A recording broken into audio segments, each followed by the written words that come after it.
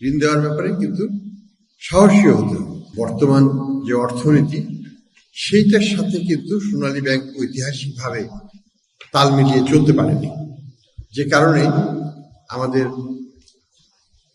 সামগ্রিকভাবে যদি বলি সরকারি ব্যাংকগুলোর অবস্থান 100% থেকে কমতে কমতে এখন 22% চলে এসছে এবং আগামীতে আরো কমে যেতে পারে। এখানে একটা কম্পিটিশন আছে ব্যক্তি খাতের ব্যাংকগুলোর সাথে। সরকারি খাতের ব্যাংককে অবশ্যই সমানভাবে তাল মিলিয়ে চলতে হবে, তা না হলে কিন্তু এই অর্জন ধরে রাখা যাবে না এবং অর্জনটা আস্তে আস্তে ম্লান হয়ে যাবে। RFL gas stove hassle free auto ignition নিশ্চিত করে ঝামেলাহীন রান্না। আরএফএল গ্যাস স্টোভ নিরাপদ ও ঝামেলাহীন। কাজে এখানে আমাদের অনেক অর্জন সত্ত্বেও, অনেক ঐতিহাসিক ল্যান্ডমার্কস থাকা সত্ত্বেও আমরা কিন্তু সোনালী ব্যাংক এবং সরকারি সকল ব্যাংকই আমরা দেখব সমান হিসেবে যে সমান্তরালভাবে তারা চলতে পারছে কিনা। এই নতুন অর্থনীতিতে পরিবর্তন ব্যাপক। আমরা জানি যে আমাদের ট্রান্সফরমেশন, টেকনোলজিক্যাল ট্রান্সফরমেশন, এটা একটা বড় দিক। সেবার মান, এটা একটা বড় দিক। আমাদের ডিপোজিটের ডিস্ট্রিবিউশন, এটা একটা বড় দিক।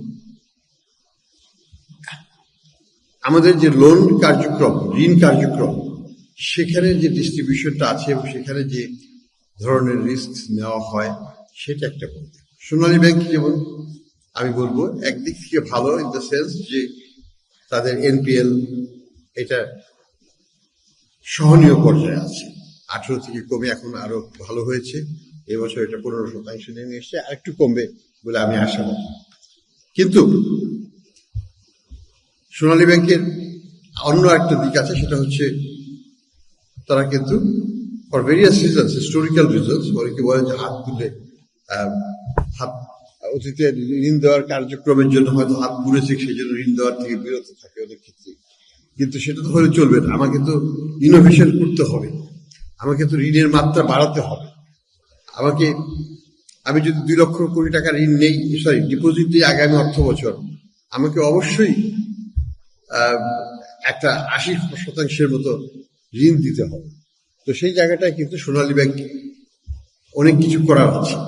আপনাদেরকে করতে হবে, কারণ আপনারা এখানে আছেন, আপনারাই মাঠ পর্যায়ে থাকবেন, আপনারাই গ্রাহককে চিনবেন, আপনারাই সঠিক গ্রাহককে এনে সঠিকভাবে ঋণটা দিতে পারলে সেই ঋণটা অনাদায়ী হবে না। হ্যাঁ, আমরা জানি সোনালী ব্যাংকে এবং অন্যান্য সরকারি ব্যাংকে অনেক বিধিনিষেধ আরোপ করা হয়েছিল, অতীতে এখনো আছে, এবং ঋণের ব্যাপারে খুব সতর্কতা অবলম্বন করতে বলা হয়েছিল এবং এখনো আছে। কারণটা হচ্ছে যে অনেকে বলে আমরা সরকারি ব্যাংকটা ঋণ দিতে পারে কিন্তু ঋণ নিতে পারে না, আদায় করতে পারে না। তো এই জায়গাটায় সমস্যা থাকার কারণেই কিন্তু ঋণের প্রবাহটাকে সংকুচিত করতে হয়েছে সরকারিভাবে। অতীতে যদি আমরা দেখি 2000 সালের আগের থেকেই কিন্তু এইটা একটা সংকুচিত পর্যায়ে আছে। এটা তো সাস্টেনেবল একটা মডেল হতে পারে না। আমরা যদি এত ডিপোজিট দেই, সেই ডিপোজিটটাকে যদি আমরা ঋণ পর্যায়ে নিয়ে বৃহত্তর অর্থনীতিতে ব্যবহার করতে না পারি, সেখানে যদি অবদান করতে না রাখতে পারি, তাহলে কিন্তু আমাদের অর্জনটা একটু খাটো হয়ে যাবে। তো সেই জন্য আমি যেটা বলবো যে অবশ্যই সাবধান হতে হবে ঋণ দেওয়ার ব্যাপারে, কিন্তু সাহসী হতে হবে। আমাকে চিহ্নিত করতে হবে উদ্যোক্তা কারা, মাঠ পর্যায়ে উদ্যোক্তা কারা, এসএমইদের মধ্যে কারা ভালো উদ্যোক্তা, তাদেরকে চিহ্নিত করে তাদের মাধ্যমে ঋণ দিতে হবে। আমাদের নতুন যেসব খাত, অনেক সময় আমরা ওটাকে বলি যে ওটা আনপ্রোডাক্টিভ ইত্যাদি ইত্যাদি, কিন্তু না, কনজিউমার লেন্ডিং খাত সে বিশাল একটা খাত, পৃথিবী জোড়াই কিন্তু এটা একটা বড় খাত। হাউজিং লোন একটা বড় খাত। এই জায়গাগুলোতে কিন্তু আমাদের সরকারি ব্যাংকরা এবং সোনালী ব্যাংকও সেরকম করে বড় রকমের ইম্প্যাক্ট রাখতে পারছে না।